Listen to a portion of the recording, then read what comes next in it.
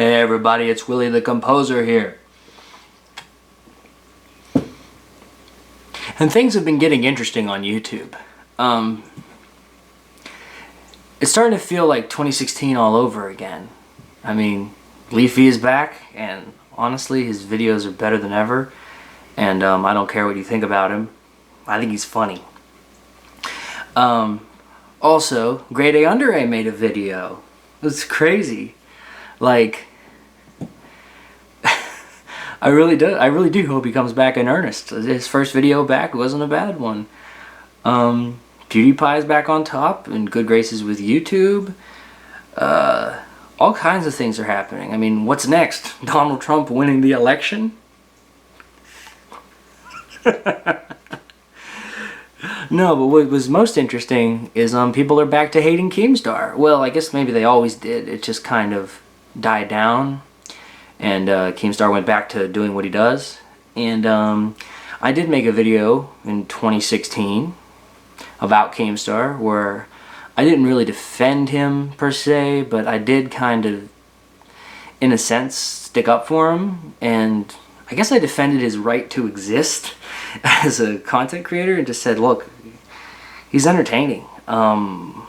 Yeah, he's an asshole. Yeah, the things he does are often pretty bad, and the things that I would never do and couldn't defend.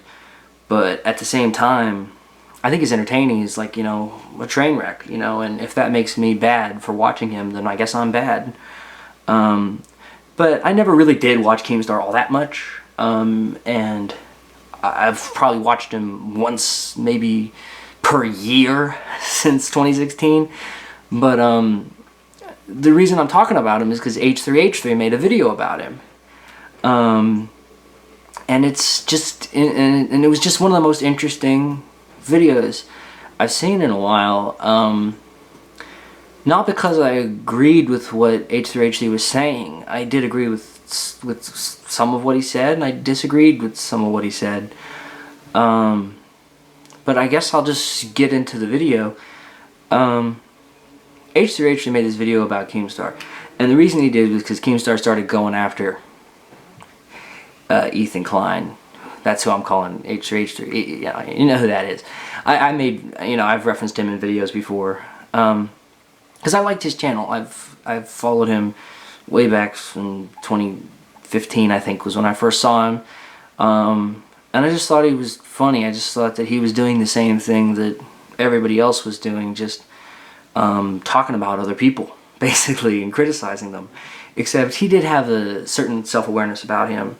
It wasn't cruel. Like, Leafy comes off as cruel to a lot of people because he doesn't seem to have a certain self-awareness about himself. But Ethan always wove his own insecurities and his own flaws into the jokes themselves, which created something that's a lot more interesting. And something that people didn't feel kind of bad about themselves for liking. It wasn't a guilty pleasure to like H3H3's reaction videos. It was something you were proud to enjoy, you know. Leafy was always a guilty pleasure for me. And which is part of what made it funny for H3H3 and Leafy to have conflict and everything else. But okay. I want to talk about Keemstar, because H3 wants to talk about Keemstar. Now let's talk about first the worst thing about the video, in my opinion, and the best thing about the video. The worst thing was that he kept mentioning G Fuel, like he kept signaling to Keemstar's sponsor, G Fuel,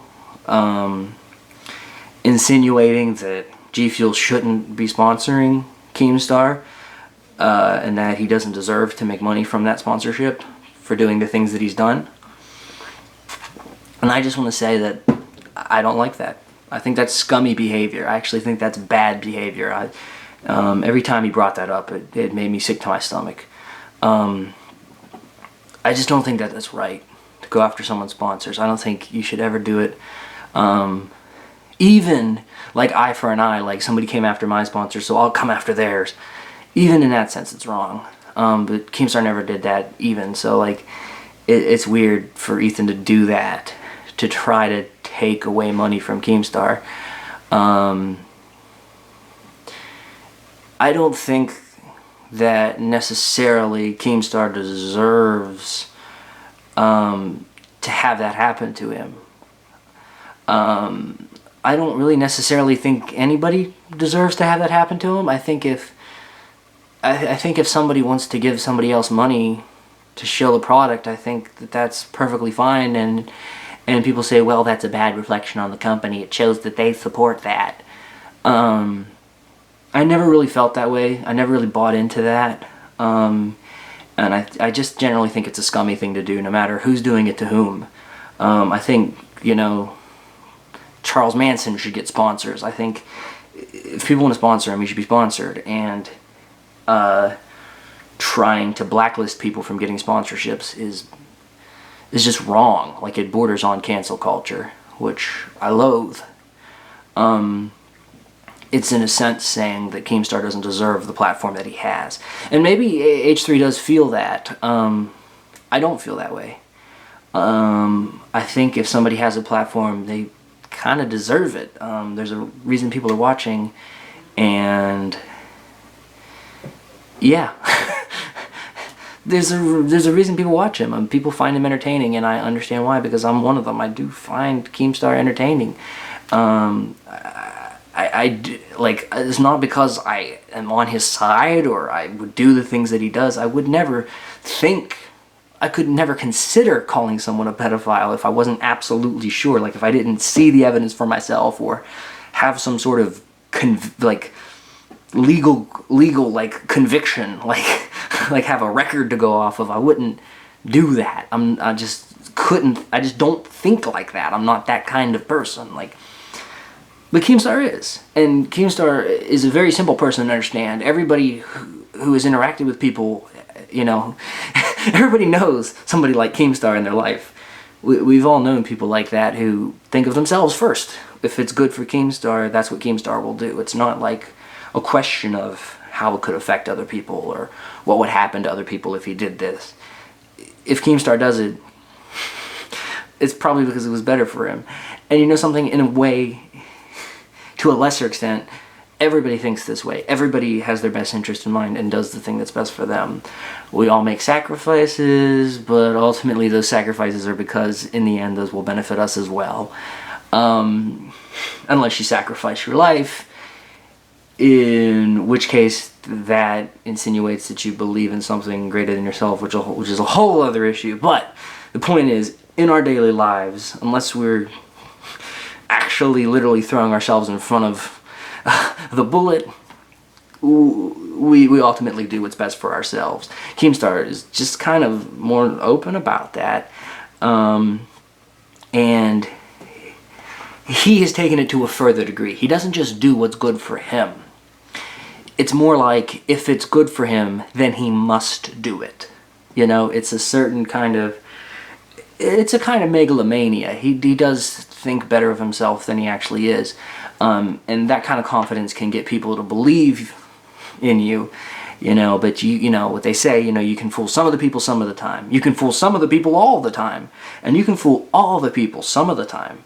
But you can't fool all the people all the time. You know, because people can see through you.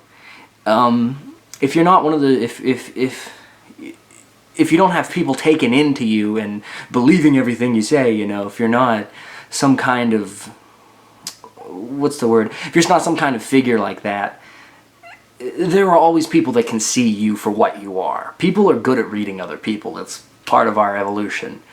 And people can see Keemstar for what he is, you know. And that's what's so fascinating about him. There's so many things that are interesting about Keemstar and enlightening.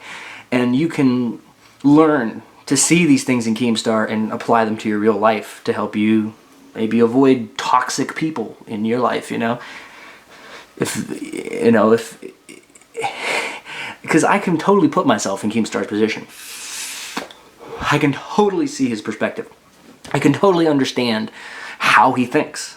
You know, it's because his personality type is not too far from mine. I like to say that everybody can be divided into 4 basic personality types. I call them John, Paul, George, and Ringo because I'm a Beatles fan.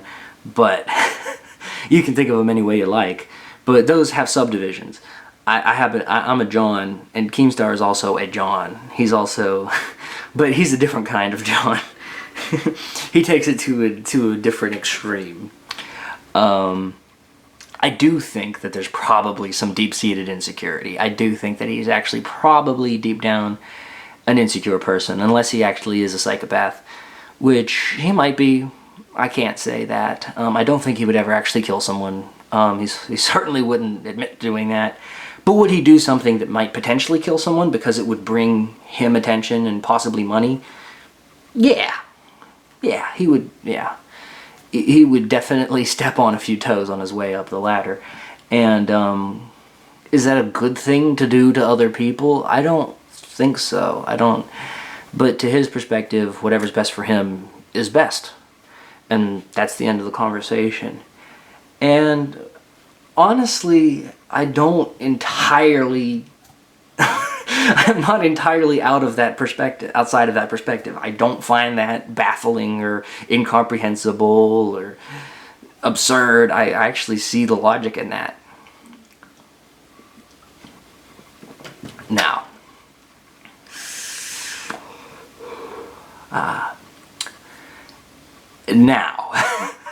let's get back into the H3 video, because there's other specific things that H3 cited. Like, for example, the Etika situation. Etika was this YouTuber, apparently. I knew nothing about him, never heard of him until he killed himself. Because that was big, when he killed himself. But apparently he was funny. He was very meme-tastic. He was all about saying crazy stuff and doing crazy stuff and having these wild reactions. Given that context, doesn't it seem reasonable that people wouldn't necessarily take him seriously when he was talking about potentially being suicidal? Yeah, he went on to kill himself. And yeah, Keemstar didn't exactly make it easier for him. But I think the idea that Keemstar is in any way liable for Etika's death is bullcrap. I don't think it's in any way Keemstar's fault that Etika killed himself. I don't think people should hate Keemstar in any extra degree than they already hate Keemstar because Etika killed himself. I know that Keemstar said things that weren't exactly encouraging. He said like, oh, well, if life is so pointless, why don't you just jump off a cliff or something? And really, do you think he meant that seriously? Do you think he actually meant that? But okay, let's say he did mean it. So what? I happen to be one of those people that think nobody is responsible for your actions but you. I don't care who you are, what situation you're in. Maybe if you're, okay, you can argue, well, a kid doesn't quite know the world yet and is very impressionable. There's mentally ill people, and Etika was certainly mentally ill. Yeah, but look, I generally think there are two categories of people. I think there are people who are capable of maintaining self-control and are therefore responsible for their own actions, and nobody else is responsible for their actions. Everybody always says that. You're responsible for your own actions. Your actions have consequences. But they don't believe it when someone kills themselves. I'm sorry, but when somebody kills themselves, their actions have consequences, and that was their own fucking fault that they killed themselves. And it was nobody else's fault in the whole world, unless they were mentally insane, in which case it was still their fault, because there was nothing that you or anybody else could do about it. I'm just saying, if you're so far gone, if you're so out there, if you're so not in touch with reality, that you honestly, genuinely believe that killing yourself is the best option, and there's nothing that anybody can do to help you, well, guess what? That's still your fault, because you chose to do it. So, I don't know. Maybe that's a controversial opinion. Yes, I believe in mental illness. I'm not like Keemstar. I'm not one of those people who says depression isn't real, social anxiety isn't real. People make these things up to get brownie points or to get attention or to have excuses for why they aren't successful, or it's just weakness. Get over yourself, bro. And you know something? I disagree with that. I think that there is a such thing as depression. I think that there is anxiety. I think that this is chemically measurable. I think that medication actually does improve this. I think therapy actually does improve this. I think there are other ways you can go about improving yourself and your mental state. I don't buy into the Keemstar depression is bullshit narrative. That's just not where I'm at, okay? At the same time, I don't entirely disagree with Keemstar. I think a lot of people do need to get over themselves. I think a lot of people do feign and make themselves actually mentally worse because they want attention. I think people actually do need to get over themselves, and I think a lot of people are just weak and do need to overcome that. But that doesn't mean that what they're suffering from isn't real. It just means that it's their own fault and they can't come to terms with it. And you know why? Because everybody is like that. Everybody has insecurities. Everybody has faults. Everybody knows it, and nobody wants to admit it. That is the #1 feature of humanity, and I know because I'm one of them, and I'm the same way as everybody else. I'm a person too. So I know what people are like. And anybody who really looks at themselves knows what's wrong with them, and they won't admit it. They can't admit it to themselves. Keemstar is like that turned up to 11. He knows what's wrong with himself. He can't admit to being wrong. That's fundamentally his biggest thing, is he just can't admit to being wrong. And that leads me into my favorite thing about Ethan's video, because Ethan had the courage, he had the balls to go out and say, you know what, Keemstar bugs the crap out of me. I have all these things in life, I have this whole support system, he's done so well for himself, but still, this mother effer on the internet, this Keemstar, gets to him, really bugs him, really bothers him, makes his day worse, gets him down, makes him feel worse. There's admitting that in front of everybody was such a huge thing to do, and I commend Ethan Klein for doing that. And it's something that Keemstar would never in 1,000, 100, million, billion years be able to do. Admit weakness. Because that's not what Keemstar's about. He's about building himself up until other people start to believe it. But when you build yourself up so much, you can only build yourself up so much before other people start to see how weak the foundation really is. But yeah, Etika is responsible for his own death. Nobody is responsible for Etika's death except Etika. And that's just the way it is. I don't care. Maybe it sounds callous, but it's the way it is. Okay? Now, was Keemstar disingenuous to come out and say, Etika was my friend, stop making me defend myself, okay? He was my friend. Yes. He's not Etika's friend. He never was Etika's friend. A friend wouldn't go on Drama Alert and say the things to Keemstar that he said to Keemstar. Okay, maybe they shared a nice conversation in the DMs, as Keemstar claims. Maybe that did happen. I don't know. The point is, they must not have been that close. So, was that a cop-out? Absolutely. Does Keemstar do this all the time? Absolutely. Now, in the case of calling the old man a pedophile who actually wasn't a pedophile, or there was no actually evidence that he was, he did come right out like the very next day and say, oh gosh, sorry, didn't mean to say that, nobody attack him. And then the man went on to get harassment for the next year. So then he sends a tweet to Keemstar and says, you know what, I'm still affected by that video that you made, by those lies that you told about me. That's not what he said, but that's in essence what he said. And Keemstar got pissed off about it. He said, are you serious? Are you serious? I'm about to tell you, F you. I cannot believe you would say this. And Ethan looks at this and goes, for real? How could anybody be like this? After you lied about him, you're going to come out and then be mad at him? You're going to play the victim? And that's what Keemstar loves to do. He always plays the victim. It's just funny, people always are what they criticize, Keemstar always talks about people playing the victim. He does it more than anybody in this world. That's what's so entertaining. But anyways. But Ethan cannot see Keemstar's point of view. He can't really bring himself to do that, because that might cause him to admit that Keemstar might be right about something, might be right about him. Maybe some of the things that Keemstar said about Ethan did hit too close to home. I'm not saying that's the case, but it could be. I don't know. The point is, I'm not one of those unanimous consent type people. I'm not one of those people in the comments that goes, yeah, I knew Keemstar was an a-hole, and you made a great video. And you know what? Ethan did make a good video, in a sense that it was quality. Like, it had editing, he made points, he had arguments, he did a whole thing, he used editing to prove his point, you know, in a certain way, like he kind of used, like he used to do in his old videos. It was actually effort content. It wasn't a stupid podcast, which people may like the podcast. I don't. It's horrible. I wish that hadn't become his bread and butter, honestly, but whatever. I'm glad to see that he's back to putting effort into his videos. That's all there is to it. But you know, that doesn't mean that I have to sit here and agree with everything he says. And I used to be one of those people. I used to be one of those people that was like, I love this guy. I like watching his videos. He makes me smile. I agree with a lot of the things he says. Ergo, I agree with everything he says. Ergo, he's always right. Ergo, I'm on his side. Ergo, I must defend him on all costs. I'm just not like that. I'm just not that person anymore, you know?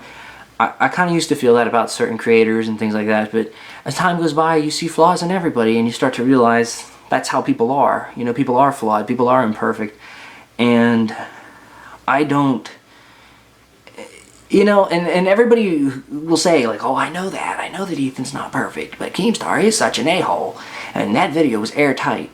That video was not airtight, okay? There's a lot of things about that video that can be criticized legitimately and in good faith.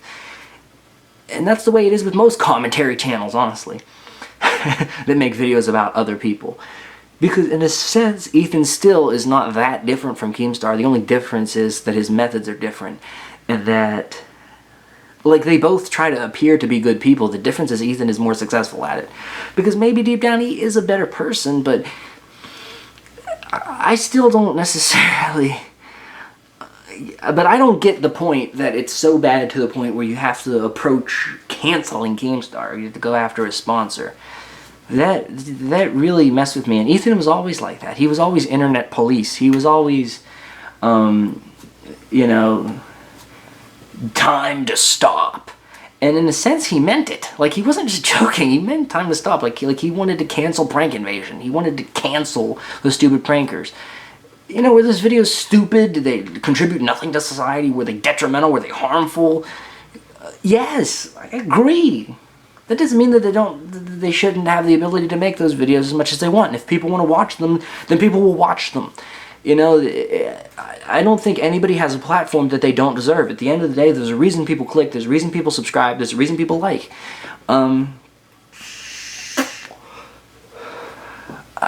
I'm never one of the... I always hated the bandwagon. There was one bandwagon that I was on. It was back in 2015. There was this woman named Nicole Arbor. This is 5 years ago, okay? And I don't know if anybody remembers this, but she made a video called Dear Fat People, and I thought it was bullcrap, and I was like all in a flurry about it, and so was everybody. Where they're like, oh, how can she say these horrible things about fat people? Looking back, I can see the merits of her argument. And... honestly, everybody said her video was cringy and unfunny and everything else, and she was just an asshole. But I actually kind of thought her video was a little bit funny. I mean, it was very 2009 old school YouTube style. Which I have been watching YouTube for that long, so for me, I saw the humor in that, and I didn't really think it was that bad. I mean, looking back on it, at the time I thought it was horrible, but then soon I caught on to it. And, you know, that's where me and Grade A Under A are very different.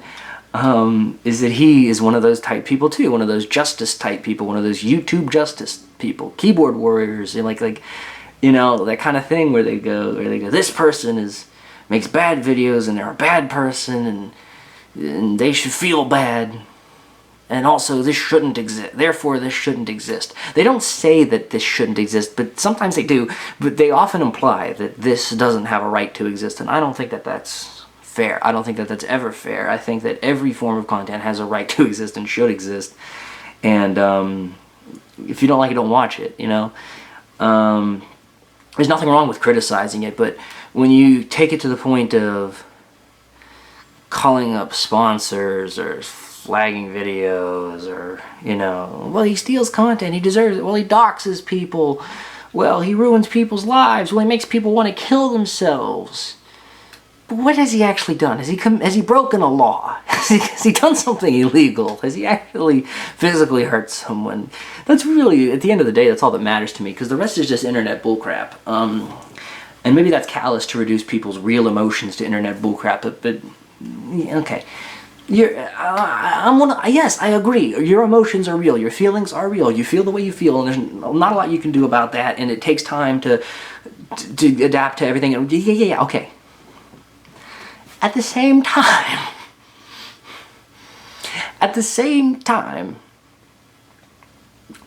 freaking, unless they're actually doing something illegal, like the Daddy 05 thing, where there was actually some child abuse going on, okay. But that's where it should have ended. And that's another thing. Philip DeFranco, too, is a very justice-y YouTuber, wants to go after these people, and I always thought that was just, for lack of a better word, gay. Like, that's just stupid. Like, I don't know. I sympathize with the shit poster. I really am on that side of the fence. Like, I think that at the end of the day, people are responsible for their own actions, and if that means that you hurt somebody else's feelings, yeah, you had a part in that. Yeah, in a sense, that's your fault. Yes. But at the same time, it's like, people are only affected by other people to the extent that they allow themselves to be affected by other people.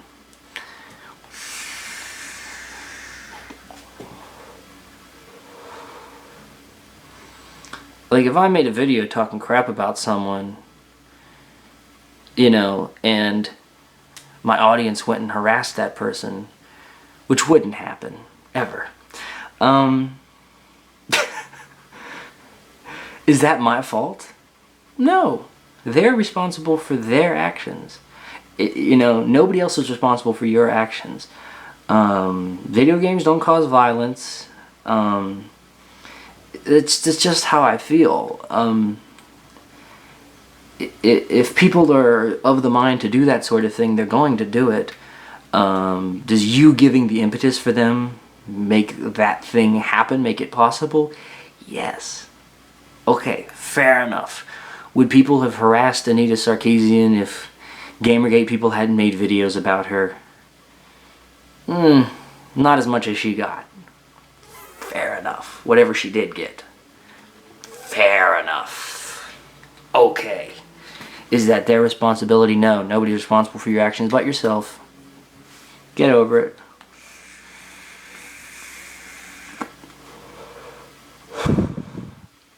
Even if someone tells you, even if the President of the United States, okay, it's a bad example because it's Donald freaking Trump. Okay, forget that the President is Donald Trump. Let's say it was, okay, Millard Fillmore gets up on stage and says to everyone, Americans, go home, get a gun, and run out and shoot as many people as you can. Let's say some crazy a-hole actually goes through and does that. Is it Millard Fillmore's fault? No. In that sense, I am a free speech extremist. People say, well, you should be, well, I support free speech. Everything except yelling fire in a crowded theater. No, yell fire in a crowded theater. Screw it. Maybe I take it too far. Maybe most people don't feel that way, but that's how I feel.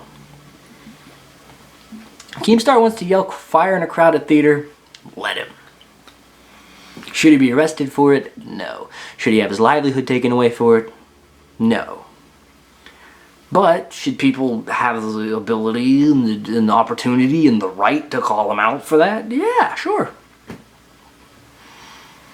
So that's why I both like the video and dislike the video. I can't put a thumb rating, up or down rating on it. Because I do think that Keemstar is an a-hole, and I think a lot of the things he does are bullcrap. And at the same time, they're not necessarily indefensible, but a lot of it is indefensible. Like, who would want to put themselves in the position of defending things like, you know, calling someone a pedophile when they're not a pedophile, or potentially driving someone to suicide? It's horrible. It's awful. Why am I smiling? I don't know. I have a dark sense of humor, I guess. Oh, man. But yeah. That's my 2 cents. That's my word. Criticize people all you like. Don't go after them. Don't actually try and hurt them IRL because of crap that made you mad or made you upset on the internet. It's just not worth it. And that's that. There's the half hour. Love you guys. Peace out. I ain't necessarily the biggest fan of this new computer. No. What do you think, Gary? Being awful silent. I like it. Can't wait till I get mine. Use English for main language. No, I'm going to make the main language Dutch. Thank you.